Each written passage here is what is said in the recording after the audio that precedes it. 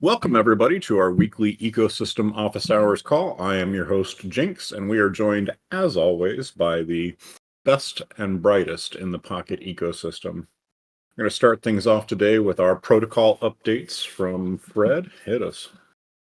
Yeah, thank you, Jinx. I will work my way down the list here. So the main thing that we've really been focused on for Shannon is load testing, load testing, load testing. We have the latest block produced and the largest block with 3 megabytes. It is taking a long time to crunch that with quite a few claims on it, but we are working through that and identifying any scaling bottlenecks. Part of that was some of the proof validation. So we did have some PRs go forward that addressed some of the issues with proof validation and made that much more efficient. And just the load testing in general and the metrics that we are deploying now are giving us much more observability and visibility into any and all infrastructure related bottlenecks with Shannon. So really just increasing scalability across the board. Pretty excited though to see how far we've come and where we're at. And we're just bulldozing those bottlenecks and making sure that Shannon can take us to those 10 billion, 100 billion relay days. Moving down to Path, huge PR went out. 5,000 lines of code for Path metrics. This is a big deal for anybody who wants to run an extremely scalable gateway. This will give you all the observability and visibility similar to Shannon on where the bottlenecks are, who is processing what, and also lays a foundation for a lot of data-related activities, and truly being able to analyze both how the gateway is processing and how the gateway interaction with the protocol is functioning. So we're really excited about this. This is a major unblocker for more development and also the migration internally here. So we're excited about that. Along with that, we are also mirroring to all regions from the portal to Path. And this is helping with some of the feedback that we've received where Path has to be run truly as kind of a single instance where each instance is kind of blind to each other. And will start to function more like the portal does, where if you deploy multiple instances in multiple regions, they can share data across one another. So this is really the foundation for that as well. Very exciting and big breakthrough to have this mirrored in all global regions, and then we can really start to bring them back together. Lastly, for Path QoS, we are, with the metrics, able to see new and different ways to very finely tune how the QoS system functions, as well as adding additional checks that will bring the overall user success rate across the board up. So overall, I think this was one of our best weeks, and we're just really excited that the momentum continues to pick up across the board for both Path and Shannon. Lastly, just for the portal, we did do some maintenance where we migrated our ingress. We will, or that seems to be successful. However, it does introduce some new kind of complexities and bottlenecks that we're working through. It's not clear if it's resource related due to the number of relays that we've been processing lately, or if it's actually due to the upgrade and change from Google's multi-cluster ingress to Google's multi-cluster gateway. So I've been on top of that.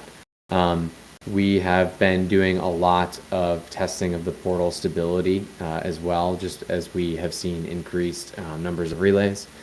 And finally, we're just trying to bring the SLO of the portal and thusly Shannon up to a true 5.9s expectation. So we're very focused on that. Ramiro asks, will you open these QoS metrics so we can show them in Pocket Scan?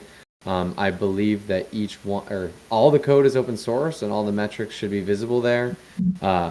Each gateway will have the opportunity to either participate in any APIs that you expose or not, and that will be each gateway's decision.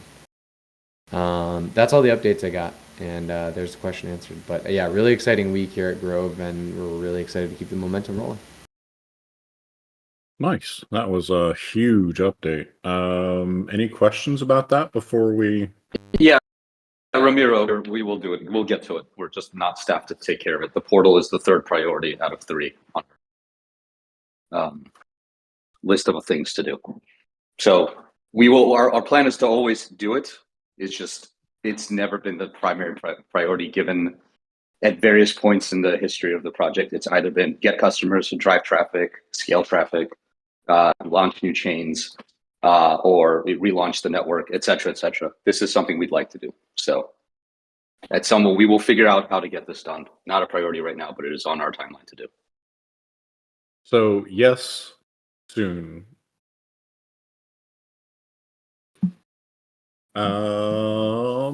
Any other questions about that before we move into Foundation? When you pay for my egress bills on all that data, then yes. Oh, challenge. Gloves throw down. All right, let's move to Foundation updates from Mike. Yeah, thanks, guys. So a couple major things. We are on track for new website this week. It'll be continue to be a work in progress, and we're excited about where we're going with it. We got a couple ideas down the road that we're going to keep working and iterating on the website itself. And spoke with Zatar last week. I think we ironed out a couple things with the proposal. Thank you for the time, Zatar, and glad to be able to getting that over the hump. And lastly, expect for us to go live with Orca incentives this week as well. So we'll be working with the various teams to get that out the door and attract hopefully some Solana folks participating in Pocket as well. So those are the major updates from my end. With that, I'll pass it off to Gabby and then Saeed. Hello. To be specific about Orca, it's expected that it'll be tomorrow. So I've been in contact with the Orca team and just trying to make sure we have a set time. So keep following us for that. A couple other things. Marketing agency is actually kicking off officially with their content spree starting tomorrow with the Orca announcement, and then you should expect to see regular posts going forward on our X. So please, engage with the posts, comment, like, repost, whatever you want, whatever's comfortable for you. There will be a little contest on X as well to guess which of the new chains are going live. Those of you who are close to the community, this should be a very easy slam dunk for you, as Fred has been posting about this. Arthur's been posting about this. Like, very easy couple of POKT you can win. I won't tell you when we're posting the Twitter contest, though, so just pay attention and please engage. Couple other things. Call to action for the community. If you want to contribute to any long form content for the blog, like if you have an idea for something you want to talk about from your perspective with Pocket, or if there's any topics that you want covered, please reach out to me. I'm coordinating everything with the agency and providing them all of the resources that they need. So definitely want community feedback and engagement here, even if it's a guest post and you want to write it yourself, feel free. So that's it on the marketing side. As far as the ecosystem side goes, please, if you are in the Quest program for beta testnet, please submit your requests. I do want to open up participation to others, but I'd like to see some submissions from our current participants, like our OGs first. So making sure OGs get the budget, or at least part of the budget. I know that Breezy and QSpider and some others have been posting questions and using the tools. So just make sure you submit that as part of your evidence so you can get paid. Last thing, working with a brand designer to try to create a little bit more visual identity for Pocket. If you have any ideas or want to contribute, please let me know on that front as well. And that's it for me. Thanks, Gabby. Go ahead, sorry. I see Miss Kitty's typing. There might be some specific questions there, but go ahead, Saeed, and we'll circle back to the questions. Sure. So on my end, literally before this call started, we just finalized the 6 participants into the accelerator program. And so those folks should be hearing by end of day today from us. So super excited to get that kicked off in the next couple of weeks. And so stay tuned for the announcements around that. It'll be on the blog, on the Twitter, of course. You guys in the community will get to meet them soon as well. So yeah, that's it on my end. Beautiful. I'm very much looking forward to seeing those final selected teams, and I'm especially looking forward to demo day because that is going to be super exciting. Gabby says, one thing I forgot to mention, Orca activity will help us with future T1 exchange listings. Please participate. Yeah, so there's a greater expansion of the plan around Solana. We are starting on Orca. We do want to get to Jupiter, but there are both liquidity and unique wallet holder requirements, among other things, just like a lot of other exchange listings. So if you have not bridged any Pocket to Solana yet, even just bridging a little bit so that you have an active wallet holding Pocket helps with the ecosystem. So I would encourage everyone to participate on that front. Miss Kitty asks, any targets for DEX liquidity, i.e. 2% depth on Arrow? Jerome, it's around 1,500, which seems anemic. Yeah, good question. Yeah, the 2% depth is a great target for us. The way that we're thinking about it is in the form of incentives per week. So we're going to be starting out at around $150 a day, I believe, in the form of incentives, which is higher than what Aerodrome is today. And we'll be going from there. They have a pretty broad range of what we can provide for incentives, and it's a bit more flexible from their end. So we'll be kind of keeping an eye on it over these coming weeks and adjusting from there. The way that was framed for me is like really the way that they framed their community, the Orca community to me was like, it's not really just about the incentives. They really dig deep into the project when it comes to new listings and this sort of thing. And they do have a bar for who they decide to co-market with and this sort of thing. And we've obviously cleared that bar for them. So yeah, we'll be starting out at kind of on the low to medium end of incentives, and then adjusting from there as we start to see the data come in. Beautiful. Other questions about that? And I would just say one last piece. It's based on the price of the token today. So any additional price changes will be reflected in the kind of dollars per day moving forward.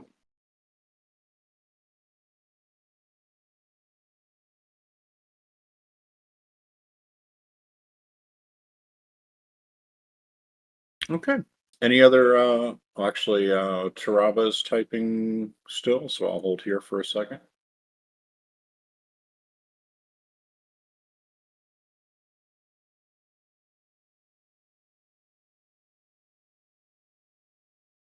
When is Truth Cartel work starting? That's what Gabby was saying earlier. She outlined that.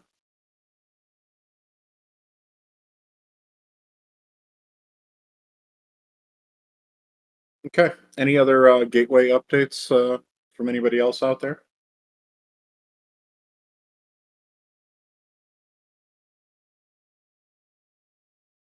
Want to shout out the team, particularly Saeed and Gabby, for the work that they've been doing. Really excited to present the different teams and gateways that we'll be building on Pocket and Shannon moving forward. Yeah, agreed. That's between the accelerator project and the quests that have been set up. I'm super excited about how much is happening and about everyone being able to actually see that. Lots of typing going on in the chat. HT said, Gabby, will they be taking over the Pocket X account? Yep. Yes, but not like posting directly from the Twitter. We're using a marketing tool, and they'll schedule posts that way. Yeah, there's a little bit of a collective on the X account, so I imagine that you'll probably hear a couple of different voices, but they are absolutely going to be syndicating content there. One of the things that I like in digging into this particular organization is their focus on media. We've often talked about the fact that Pocket has just never got great coverage, and so that's one of the priorities of Truth Cartels, getting messaging out in big public places about what Pocket's doing. And to add to that, we are also scheduling sort of like AMAs and public discussions in different Telegram and X communities. And so that's another big priority for Truth Cartel. So again, like this is only as successful as us engaging with it and promoting it. So as we put out, announcement dates and things like that, please help us out and engage with every post.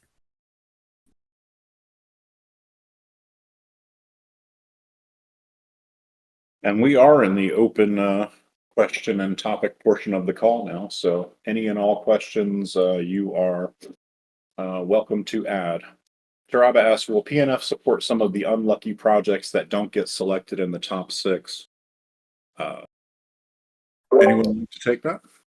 So I don't think for right now, at least from a financial perspective, we would be supporting them. But from an ecosystem perspective, I'm still happy to welcome all of those projects into the Pocket ecosystem, providing them with marketing support or even with just general consulting from a go-to-market perspective. If community members are willing to provide technical feedback to those projects, I'm happy to encourage them to be here and us help them build on Pocket. And I personally, I love all of the innovation that's happening around Shannon and the major changes with having a fully permissionless open data network, especially in regards to supporting some of the emerging technologies like AI and other new tech. So if any of those teams are hearing this call, by all means hit me up, because I'll support it in every way possible. And then to add to that, this is the first one. It's only 6, but there's a possibility for future ones. And by all means, we're keeping an eye on those projects. So, keep on building. Don't stop just because you may not get accepted into the program, and keep an eye out for those updates from us. Hell yeah. Other questions?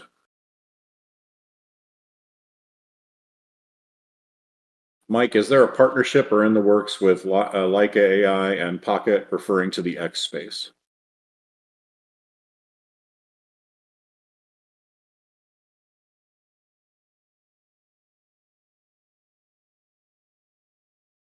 That's to Michael. Oh, sorry. I thought I was talking. I didn't realize I was muted. We haven't had too many conversations with Leica. We were connected through another third party to have that space today. Beautiful. Taraba asks, is DeepSeek R1 coming to Pocket? I know there's been a lot of excitement around DeepSeek, and Art mentioned them as. Yeah, it was an idea I had, given that the conversations that we have internally, and based on a lot of the partners we spoken with, a lot of companies still to this day have a preference to use the closed source APIs. The APIs from the closed sourced companies building out LLMs, so be it Anthropic or Google or OpenAI. And DeepSeek's R1 is the first one where, to me, it seems as an actual valid competitor to the current mainstay of LLMs that are out in the wild, that can be loaded on a reasonable machine that can give you the same types of results. So in my mind, yes, it should come to Pocket when we are ready. But as I also mentioned in a couple different places, Grove specifically is not focused on doing this right now, right? I am well within my right to share the ideas of where I would like for us to go. But there are other people in this ecosystem that, and especially with Saeed's, the accelerators running, that have the flexibility a little more so than we do right this moment to start experimenting with these other verticals. I hope that answers that question. Pedge asks, are you planning to collaborate with influencers?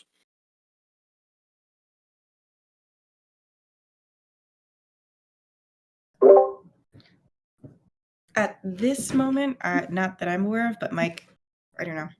Do you have any? Yeah, I was just going to say we talked about this last week. We're starting with the foundational stuff with our agency, and the plan will be to expand into other influencers or into influencers down the road as we get the foundation set.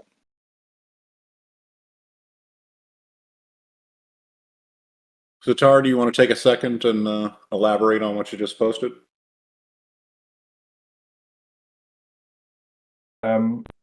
Not much to elaborate at this point. Everybody should take a look at the latest and hopefully final version of this PIP to amend the compensation scheme for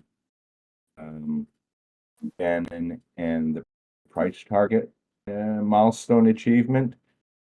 I'll add some comments as a post on encapsulating what Mike and I discussed very briefly, and let everybody weigh in, and I'll put it up for a vote after people have had an opportunity to respond.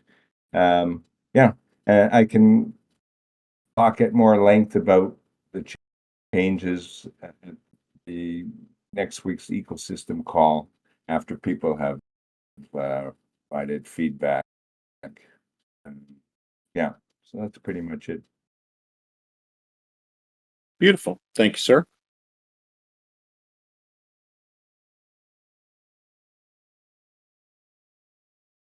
And Taraba's typing.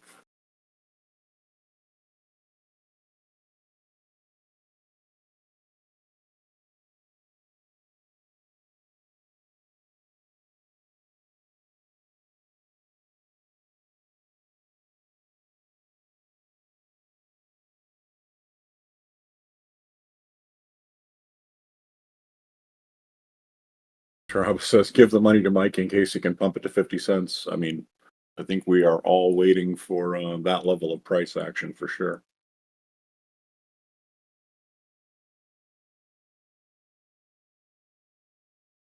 Kojak says, are long-term incentives details coming this week? Oh, on the staking incentives. Yes.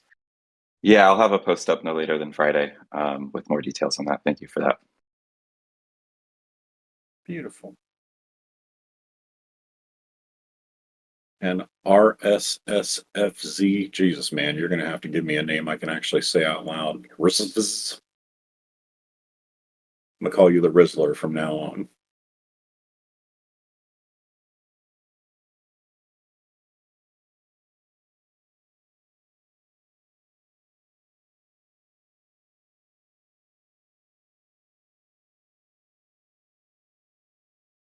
And also, for anybody who has the capability, you are allowed to just unmute and ask questions directly. So please feel free to take that opportunity if you like. Rizzler asks, where are we on the legal implications of any of moving to the Cosmos blockchain as a result of Shannon upgrade? Yeah, a lot of interest around that question. Art, have y'all started that legal review yet? Meetings on Friday. Oh, this Friday. Okay, cool. What specifically, is it legal or tax based? Like what specifically? It's tax. I mean, I guarantee that's everybody's concerned about, is this a taxable event, to what degree, etc. Okay, that's what I figured. Because when you say legal, that means something completely different. And again, taxable is different in every single jurisdiction. We are in the U.S. I can only really speak to that, given that the lawyers we have are U.S. based. We'll look forward to hearing updates on that. Just to reiterate, like we can't do much when it comes to your own tax jurisdiction. Ultimately, each jurisdiction handles this independently. Obviously, like we want to be able to make this as easy as possible for folks, but ultimately, it's really dependent on your jurisdiction. Right, and I should add on top of that, the questions that I'm going to be asking are specifically affecting launching a new chain. and the tax implications will be specifically for Grove. I cannot give out financial advice or legal advice. I am not certified in any of those in any country. So you're going to have to figure that piece out for yourself, right? There's no world that I can imagine where I can put out a statement saying, these are what our lawyers say, and this is kosher for everyone, or even for people in this jurisdiction. Accountants differ from person to person, as do law firms. So I cannot go beyond that. But the structure of that changeover would be relevant to how that is handled in local jurisdictions, right? I can't answer that right now. Literally don't have that. I will share what I'm allowed to share. I will definitely ask a question to them of what can be made public, if anything. And if I come back in a week or two and say I literally cannot say anything, that is going to have to be the law of the land. And you will all have to figure that piece out for yourself. Word.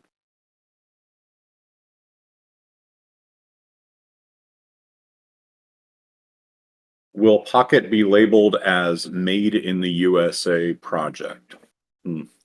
That is another question that we are actively discussing on how to launch the upgrade of Pocket. It is one of the primary questions. There has been no executive order yet about, tokens made or released in the US will have no, whatever it was, I think, better tax treatment. None of all of that is still just voice clips that have happened prior to President Trump assuming office. But it is 100% on my mind on what is the appropriate way to launch Shannon. Do we launch it from the Cayman entity? Do we launch it from a US entity? And what that looks like. There's a lot of implications that come from one or the other as well. So TBD. Question for Art: is Sailor going to be buying Pocket? Come I on. don't know that that's an Art question. No, come on, guys. Like, Sailor.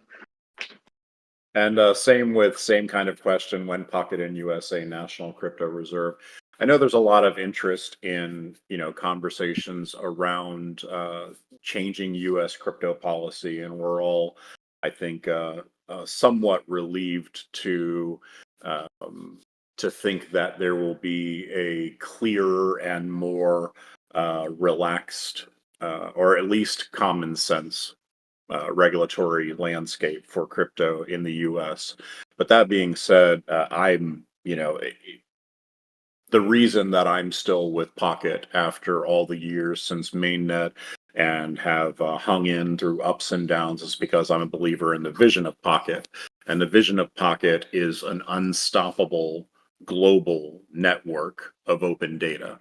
And that necessarily entails thinking of nation state actors as potential adversarial entities. So, while I understand the enthusiasm around some progressive policy movement around crypto in the US, I don't think that it's, or that it should be, a priority to try to identify Pocket as a US based project. And that's, my perspective on the greater vision. How other entities treat that within the ecosystem is entirely up to them.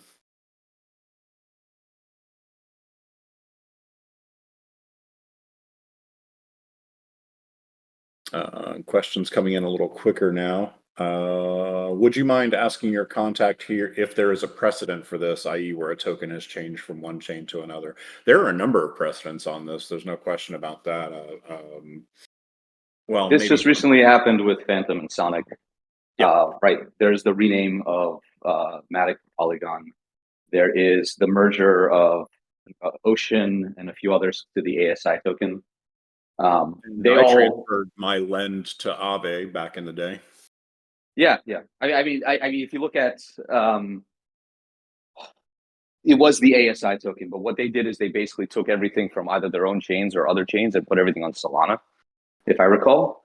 I have no idea how that was supposed to be treated or how that was done, but there are precedents for things of this nature being done. Given what we are looking to do, which is launch a new token on a new blockchain due to technical reasons, but keep the existing circulating supply the same, right? No dilution, and allowing everyone to claim one for one. I don't know what that looks like. Like those are the open questions that we have. And as I mentioned, we had scheduled a month and a half ago a meeting for after the election, just so we could see if there's any things that have changed, so we can ask the appropriate questions. I will say one of the other questions that we're going to ask after today is, can we start allowing traffic through Grove's gateway back to interact with the Tornado Cash smart contracts, because we have blocked that for nearly 2 years due to us following all the OFAC sanction guidelines in the US. So we're going to see if that's something we can undo as well. So yeah, we'll see. We tend to engage legal a bit more often in the coming months anyway, as we lead up to this.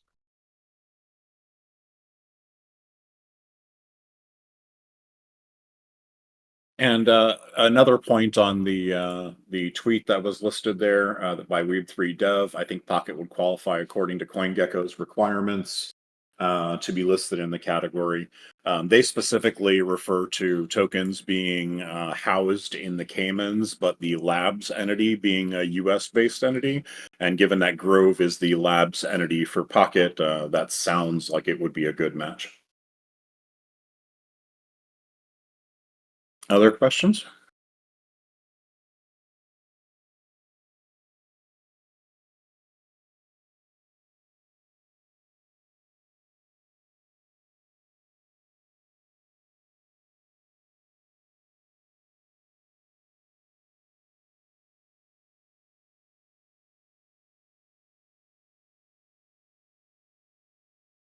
Art and Sailor are besties now, Gabby says. That's what I expect. I expect Sailor to be tweeting about Pocket very shortly. I'm kidding there.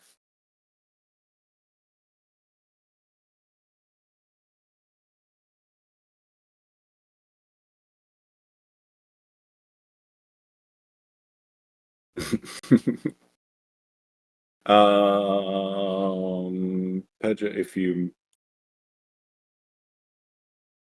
if all goes according to plan, when do you expect this project to reach its full potential in terms of use and price?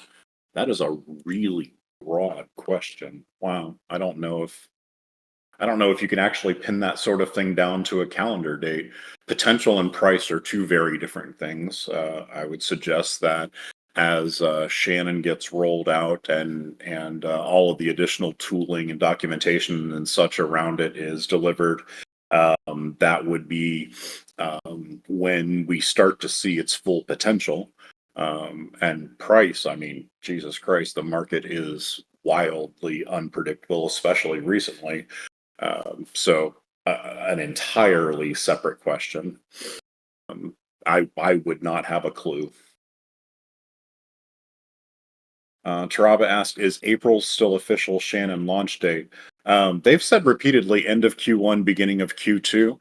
And, so in the range of March, April has been the general projection. Art, do you have any updates on that you want to share, or Fred? No updates at this point. I think we're pretty much still on track. Perfect. Yeah, I mean, it's anybody who's following along. You can follow the published roadmaps. You can follow along on GitHub, where you can literally watch the development as it's happening, and follow along in Discord as well, since testnet activity, especially testnet questing, is being managed by Gabby, and conversations there are all open. So. Kojak asks, should we expect a drastic cut in node rewards in the beginning of Shannon due to inflation cut? I don't think so. I am of a fan of keeping incentives in place. And I've said this repeatedly over the last 3 months. I have of the mindset that we have been resetting this network piece by piece since November. Shannon is just one of the next steps to doing so, and I think incentives should be where they are, if not elevated to some degree. There's also the question of burning and rebates, and those are still open-ended questions on is mint equals burn live the first day, and are rebates then issued to all the gateways as they give traffic for a period of time? I'm not sure. This is what, like I said, one of the reasons we are burning hot right now is to build the foundation's treasury such that it can deal with incentives to stakers that Mike has promised, and it also can deal with rebates in the future, and also pay for marketing and all these other incentives. And in reading through all of the tokenomic theory that's been published and research that's been published around this over the last year, the mechanism itself, I think, makes a lot more sense as long as the mint and burn are set at 1-to-1. We actually get back to where we originally were, which is high traffic days equal more rewards for node runners, which is like the correct financial mechanism for that, right? If your machines are working harder and you're spending more compute, there should be a higher incentive for that. And it doesn't affect total supply as long as the burn is equal to the mint. So whether the inflation was 2% or 20%, if the burn is commensurate with that, inflation isn't really the right word there. It's emission, right? Because the supply isn't inflating. And I think that that's really the greatest concern that a lot of folks have when looking long term at tokenomics. It's total supply inflation, and if we reach a place where we've reached equilibrium, then inflation is effectively zero, despite the fact that emissions are still occurring.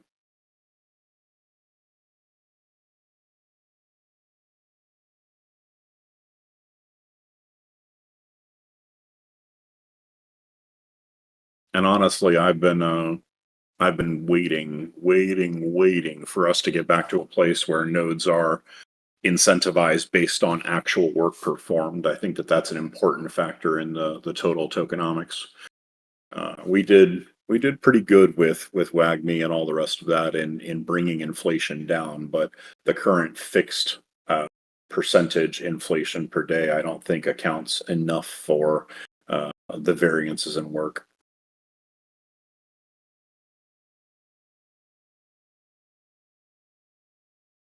Let's see, Breezy and Taraba both typing.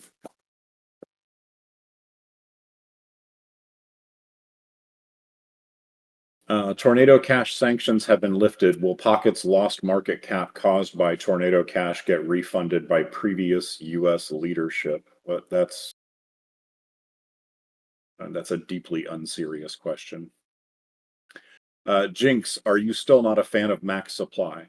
It's not about not being a fan of max supply. It's about the fact that in an emissions-based network, you can't artificially create a max supply value when, like, that's just not how the network is structured. There are a number of all of your favorite chains aside from Bitcoin have no max supply. Ethereum does not have a max supply. Solana does not have a max supply. That's not a value that really means anything within an emissionary network. An effective total supply cap based on a net inflation of zero, because we have a commensurate burn, is the ideal. That means that we're no longer seeing any growth in total supply, or trivial to no growth in total supply, while still having the variable incentives that are necessary to reward supply side for providing. So it's not that I'm not a fan of max supply, it just a hard max supply cap doesn't work with a network like this. I think one way to think about it, I'm with 100% with Jinx, right? For me, there's only, and these are like absolutely my opinions and not opinions of anyone else. For me, there's only really one token that can be considered a true store of value when it comes to a monetary perspective, and that is Bitcoin. Everything else is some form of oil, right? And you cannot cap the number of oils being emitted or pulled from the ground and then burned in various production capacities. You cannot do the same thing here. So everything else that Jinx said, I think, is 100% true. That is how we're going to approach it. I don't see in my mind a place where inflation permanently goes to zero. It might, as he said, emission and burning may equal out for periods of time. There might be periods of volatility. We don't know yet. I'm not sure.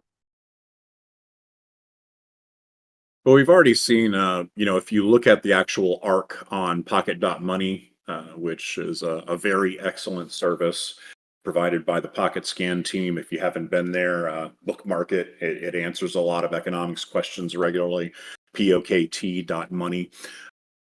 But you see, if you look out over the total life cycle, that the arc of supply has flattened out significantly. And because of this, this is a result of those changing tokenomics. And my expectation would be that once mint and burn are commensurate, that line is essentially flat.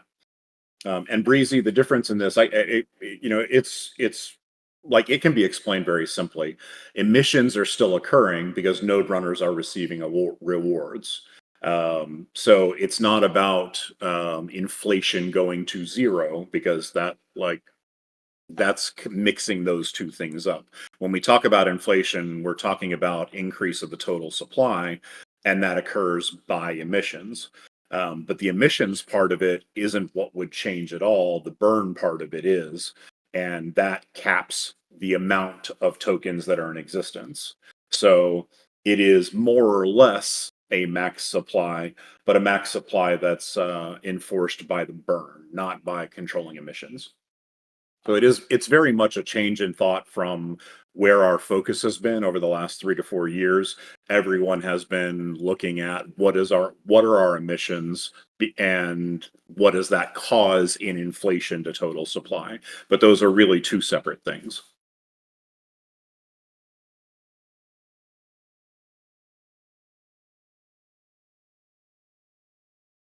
And by the way, happy to talk in DMs or jump on a call or whatever else and explain my thought a little more about that.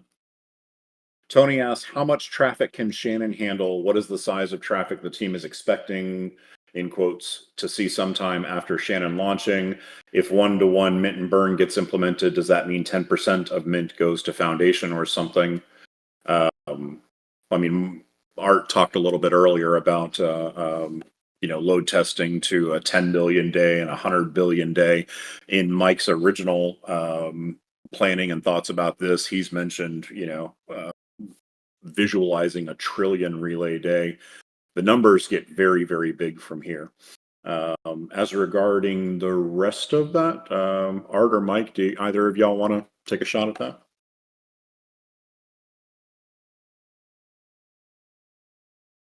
Yeah, I would expect a 1-to-1 on non-DAO Treasury POKT and some nominal inclusion of additional rewards going to the DAO Treasury. Like Art mentioned, the rebates and these sorts of things. I believe that we will need some level of ability to be able to give rebates and other types of incentives. But like we've talked about before, the main goal is to get to the 20% and then ratchet things down to something to where we were before. So I wouldn't expect a full flattening of the actual total supply going up from the start. But the important piece is that we've got a true 1-to-1 mint and burn on the supply and demand side, with the DAO Treasury continually getting upped. It's hard to say what the inflation will be. It could be 1%, it could be 2%, it could be 5% at this point. Yeah, I think net inflation on ETH has settled out between 0.5 and 2.5%. That seems to be working well for the network.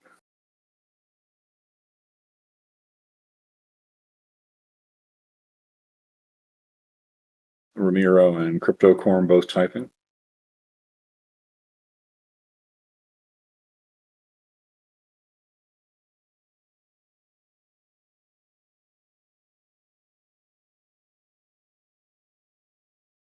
Ramiro said, so DAO income will be minted on top, like 1-for-1 for supply demand and 0.1 pocket more to the DAO.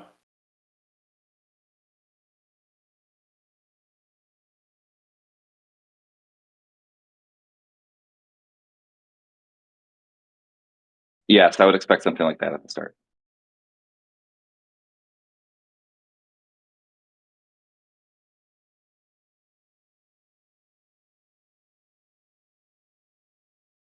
Cryptocorn says, will we still see the emissions go 8711 to respectively for DAO servicers validators?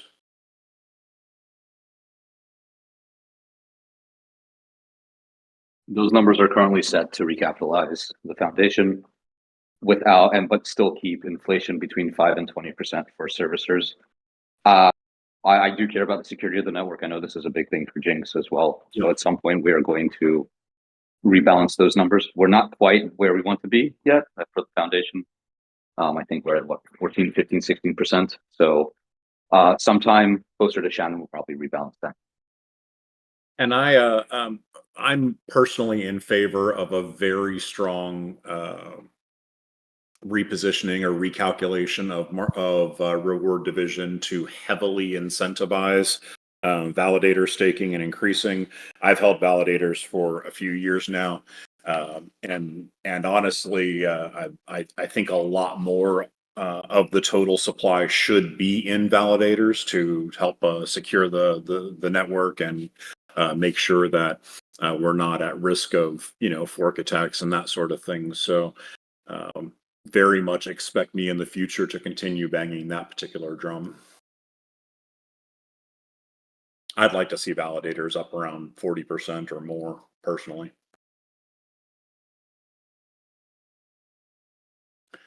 It will probably sound like a stupid question, but for a given number of relays, if the price of Pocket increased drastically, will the rewards of node staking in Pocket decrease proportionally? I think we've talked about this before, right? There are variables on both sides or parameters on both sides of supply and demand that allow for translation around current dollar value in order to keep the USD price of relays nominally fixed. So I would expect, yeah, exactly. Ramiro just said if RTTM is coupled to USD, so if Pocket goes high, RTTM will go down. Yeah, that's exactly the case. So I would expect to see, regular ongoing adjustments to RTTM based on moving USD price, and ultimately in the long run, I'm not even sure if it's technically possible at this point, but I would love to see dynamic RTTM tied to that value. Yep, agree, Charava. Strong support to increase validator rewards. I do think it's really important. So, over a long-term tokenomics perspective, that's where I would push to increase the weight.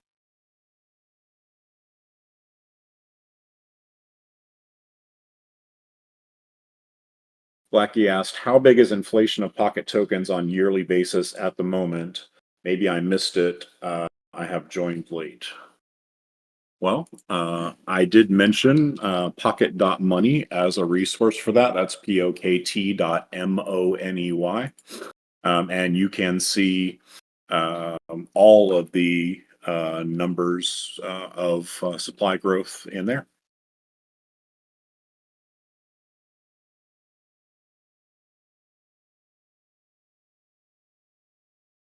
That supply growth number will change drastically onto the lower side. Keep in mind, most of that supply growth is being held in the DAO, and the DAO is holding into the vast majority of the DAO treasury. It's only selling enough to fund current operations. Yeah, and that might be a useful distinction, Ramiro, if any of the team looks at that. The division between total emission and net emission to supply side.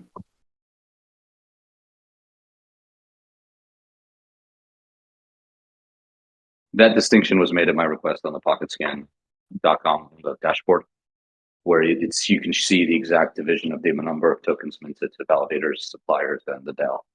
Got it. But yes, that it would be nice to have that here as well.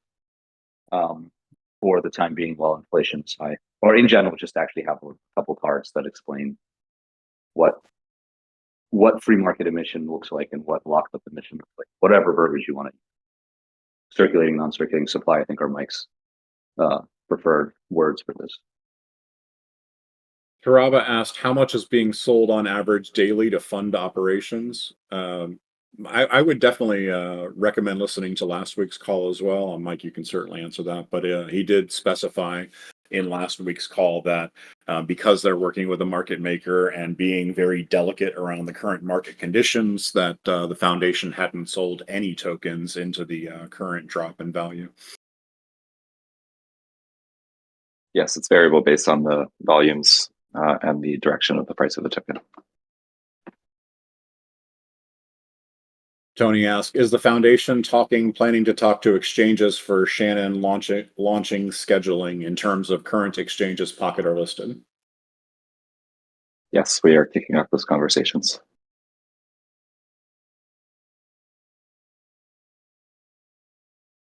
And we are coming up right on the top of the hour. If you want to get final questions in, get them in quick.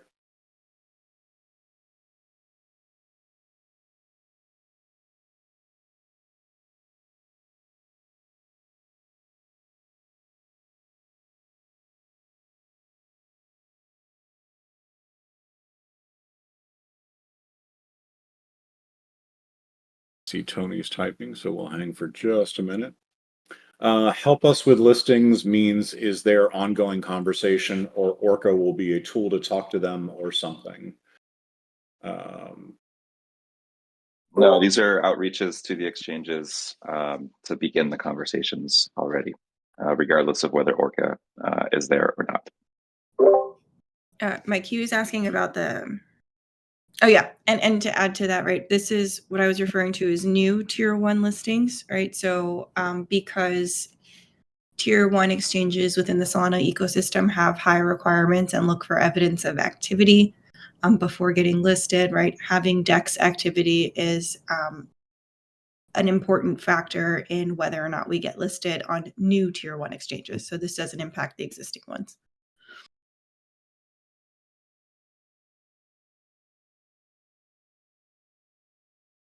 All right. Well, we are right at the top of the hour now, so we'll go ahead and wrap it up here. Really appreciate everyone coming out every week, and it's nice to see all of your faces, sort of, PFPs. Be back again next Wednesday, same time, same channel, and we'll talk to y'all soon.